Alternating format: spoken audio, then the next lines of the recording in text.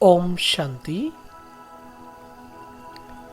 ഈ പാഠശാലയിലെ ആദ്യത്തെ പാഠം എന്താണ്? സ്വയത്തെ മർജീവ ആക്കി മാറ്റുക.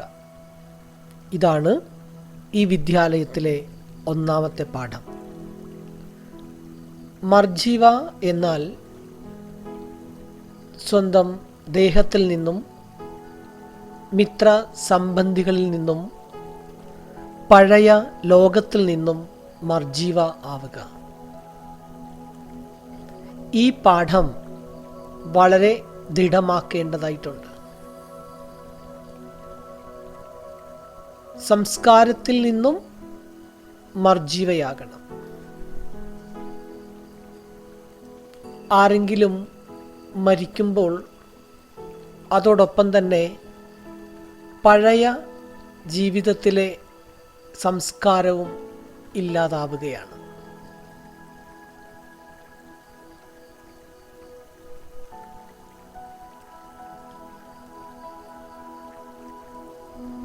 അതുപോലെ ഇവിടെയും മർജീവ ആകണം. നമ്മളെ സംബന്ധിച്ചിടത്തോളം നമ്മുടെ പഴയ സംസ്കാരങ്ങൾ ഇപ്പോൾ നമ്മുടേതല്ല, അത് മറ്റാരുടേതോ ആണ്. കാരണം ഞാൻ ഇതിൽ നിന്നെല്ലാം ഇപ്പോൾ പൂർണ്ണമായും മരിച്ചു കഴിഞ്ഞു. ആദ്യം ഞാൻ ശൂദ്രനായിരുന്നു. അപ്പോഴത്തെ സംസ്കാരങ്ങളെല്ലാം ശൂദ്രൻ്റേതായിരുന്നു. എന്നാൽ ഞാൻ ഇപ്പോൾ ബ്രാഹ്മണനാണ്. അതുകൊണ്ട് തന്നെ പഴയ സംസ്കാരങ്ങൾ ഒന്നും തന്നെ ഇപ്പോൾ എൻ്റേതല്ല, അത് മറ്റാരുടേതോ ആണ്. അതുകൊണ്ട് സ്വയം ഭഗവാൻ പറയുന്നു, ഒരു കാരണവശാലും ഇപ്പോൾ നിങ്ങളിൽ ശൂദ്രൻ്റെ സംസ്കാരം ഉണ്ടാകുവാൻ പാടില്ല.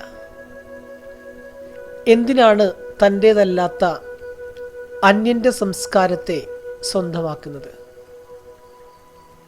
അങ്ങനെ സ്വന്തമല്ലാത്ത അന്യൻ്റെ സാധനത്തെ നമ്മൾ കരസ്ഥമാക്കിയാൽ അവരെ നമ്മൾ എന്താണ് വിളിക്കുക? കള്ളൻ അല്ലെങ്കിൽ മോഷ്ടാവെന്നാണ്. എന്തിനാണ് ഇത്തരത്തിലുള്ള മോഷണം ഇപ്പോൾ നമ്മൾ നടത്തുന്നത്? അത് ശൂദ്രൻ്റെ സംസ്കാരമാണ്, ബ്രാഹ്മണൻ്റേതല്ല. പിന്നെ എന്തിനാണ് ബ്രാഹ്മണൻ ശൂദ്രൻ്റെ സാധനം സ്വീകരിക്കുന്നത്?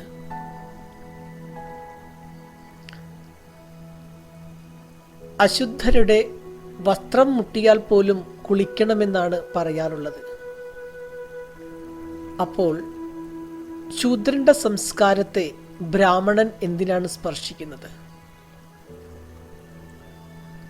ആ സംസ്കാരത്തെ ഇല്ലാതാക്കാൻ എന്ത് പുരുഷാർത്ഥമാണ് നമ്മൾ ചെയ്യേണ്ടത്?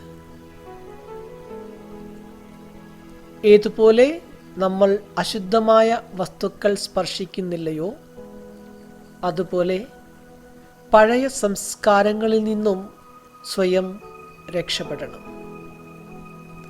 അതിനെ സ്പർശിക്കുവാൻ പോലും പാടുള്ളതല്ല. ഈ കാര്യത്തിൽ എപ്പോഴാണോ നമുക്ക് ശ്രദ്ധയുള്ളത്, അപ്പോൾ മാത്രമേ ഈ ഒരു ശ്രദ്ധ മറ്റുള്ളവരിലേക്കും നൽകുവാൻ സാധിക്കൂ. ഓം ശാന്തി.